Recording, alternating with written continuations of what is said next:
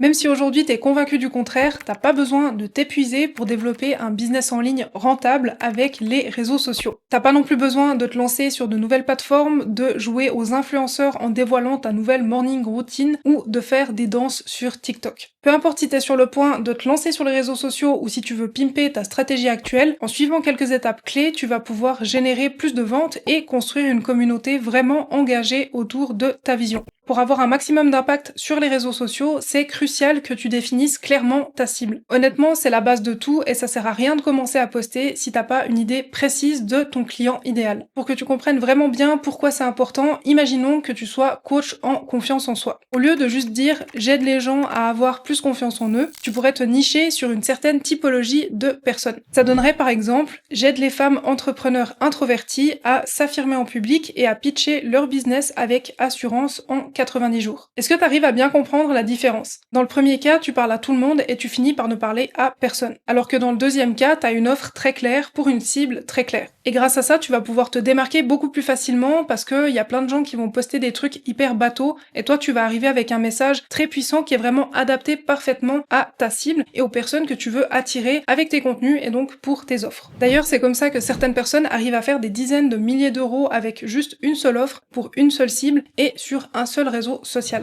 Pour que ça marche, il faut vraiment que tu connaisses ton client idéal sur le bout des doigts. Pas juste son âge ou sa situation professionnelle, mais aussi ce qu'il fait vibrer, ses croyances limitantes, ses problématiques et ce qui l'empêche d'avancer, ses désirs profonds et ce qu'il a déjà essayé et qui n'a pas fonctionné. Et pour savoir tout ça, le meilleur moyen, c'est simplement d'engager la discussion avec ton client idéal. Très souvent, quand j'accompagne des coachs ou des solopreneurs qui galèrent à vendre leurs offres en ligne, je me rends compte qu'en fait, ils ont jamais discuté avec leur public cible et donc ils ont jamais pu vraiment s'assurer de leurs hypothèses. Donc en fait, ils partent en se disant OK, je veux aider les hommes d'un certain âge avec une certaine situation, mais en fait, ils vont jamais valider ça concrètement sur le marché. Ce qui se passe après, c'est qu'ils créent des offres, ils créent du contenu, et en fait, ça touche personne. C'est comme ça qu'on finit d'ailleurs par s'épuiser, et c'est ce qu'on cherche à tout prix à éviter. Donc si c'est pas encore fait aujourd'hui, sache que c'est un des trucs qui va vraiment t'aider le plus pour avancer sur ton business, c'est vraiment de connaître ta cible. Donc je t'invite dès maintenant à trouver ou à chercher vraiment 5 à 10 personnes, 5 même à 15 personnes qui correspondent à ton public cible, et vraiment aller discuter avec ces gens-là pour bien comprendre ce qu'ils veulent, ce dont ils ont peur, ce qu'ils ont déjà essayé, pourquoi ça n'a pas marché, etc.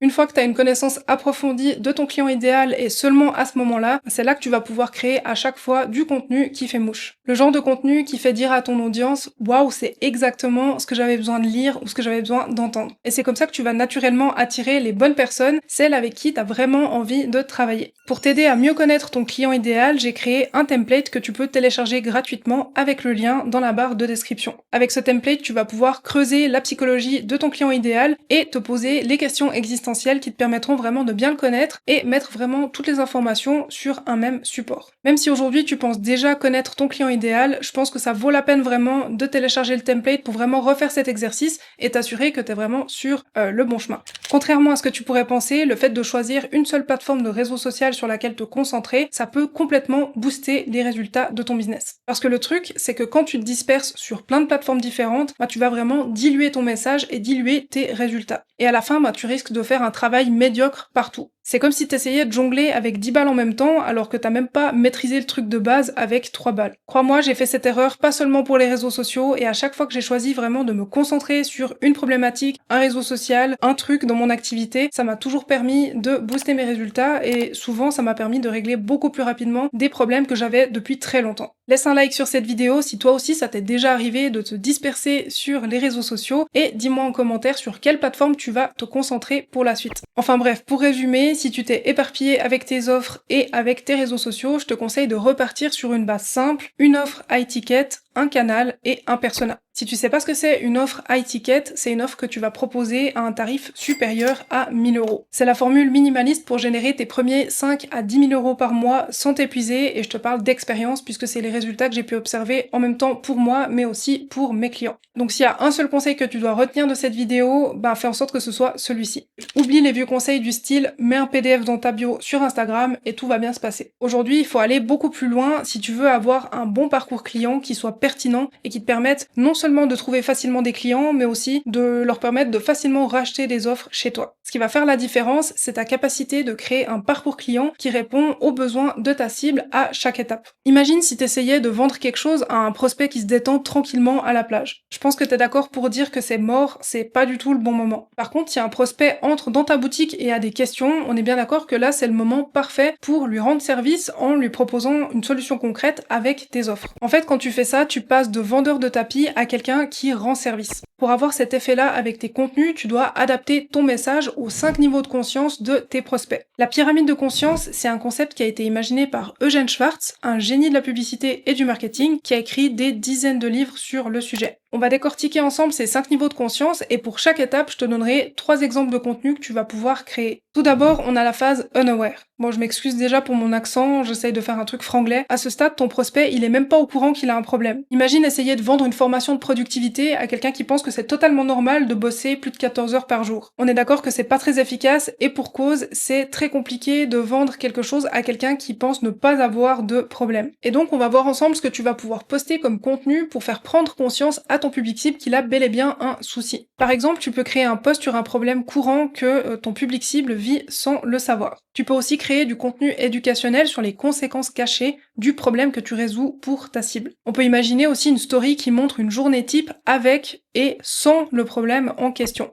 On arrive à la deuxième phase, la phase problem aware. À ce stade, ton prospect, il sait qu'il a un problème, mais il a aucune idée des solutions qui existent pour le résoudre. C'est là que tu vas pouvoir intervenir en l'aidant à y voir plus clair et en lui montrant qu'il y a de l'espoir. À cette étape, tu peux par exemple poster un témoignage client qui raconte comment ton client a identifié son problème, une checklist des signes qui indiquent que ton prospect a ce problème, et tu peux aussi imaginer une vidéo comment savoir si, 3 petits points, qui aident à diagnostiquer le problème. Du genre, comment savoir si votre emploi du temps actuel tue votre productivité. Ensuite, on arrive au stade Solution Aware. À ce moment-là, ton prospect, il a fait des recherches où il est tombé sur du contenu qui lui ont montré que des solutions existent pour son problème. Il sait même déjà quel type de solution pourrait l'aider. Par contre, il connaît pas ton offre et ce qui la rend unique. Et donc, c'est là que tu entres en scène pour lui montrer que ta solution, c'est la solution parfaite pour lui. Pour cette étape, tu peux par exemple poster une comparaison des différentes approches pour résoudre le problème, un cas pratique qui montre ta méthode en action, et tu peux aussi imaginer un post du style les 3 erreurs à éviter quand on cherche à résoudre 3 petits points. Bien sûr,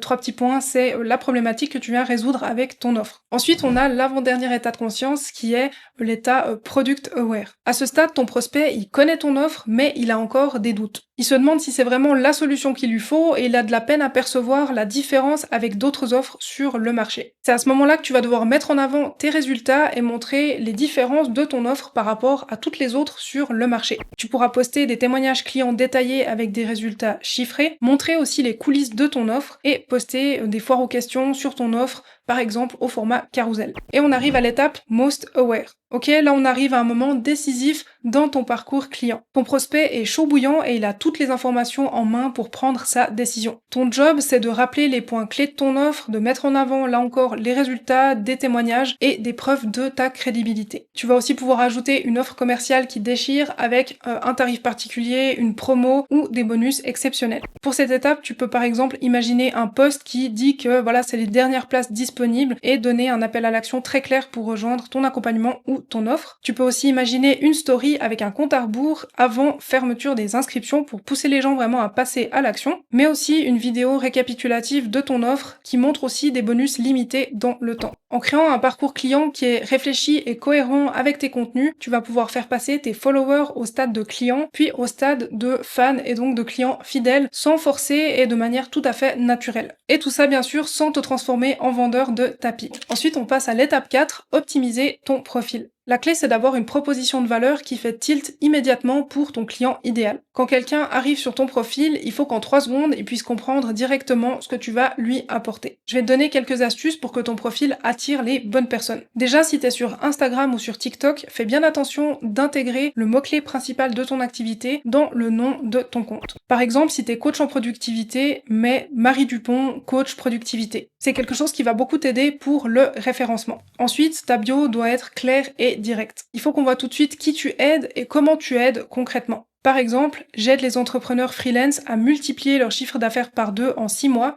grâce à une stratégie LinkedIn qui convertit. D'ailleurs, je te propose un petit exercice, écris-moi en commentaire ta proposition de valeur et comme ça je pourrais te donner quelques conseils et mon avis. Peu importe le réseau social sur lequel tu choisis de communiquer, fais aussi bien attention aux liens que tu vas choisir de mettre en avant. Ce que je te conseille, c'est choisir entre 1 et 3 liens pertinents et d'éviter absolument de ramener des gens vers un Linktree où il y a 3000 liens, en fait, ils sauront pas où cliquer, ou encore pire, de les ramener sur ton vieux site périmé qui date de 2016 et qui a jamais été mis à jour. Dans le doute, ce que je te conseille de faire, c'est de mettre en avant ton lead magnet principal, ton freebie, donc le truc que tu vas offrir gratuitement à tes prospects en échange de leur adresse email. Puisqu'en fait, quand on est solopreneur ou coach, un de nos objectifs principaux, c'est de générer des prospects et donc d'attraper l'email des personnes qui sont intéressées potentiellement par nos offres. Ce qu'il faut que tu comprennes, c'est que t'as pas de business si t'as pas de liste email. Si un jour ton compte sur les réseaux sociaux est bloqué, tu risques de te retrouver sans business et donc c'est hyper important dès le début, même quand tu te lances sur les réseaux sociaux, de commencer à construire ta liste email pour justement avoir cette liste email qui est là et qui va te permettre de faire des lancements, qui va te permettre aussi de contacter directement tes prospects. Ce qu'il faut que tu retiennes, c'est que chaque élément de ton profil doit servir un seul but: guider ton prospect vers la prochaine étape de son parcours avec toi.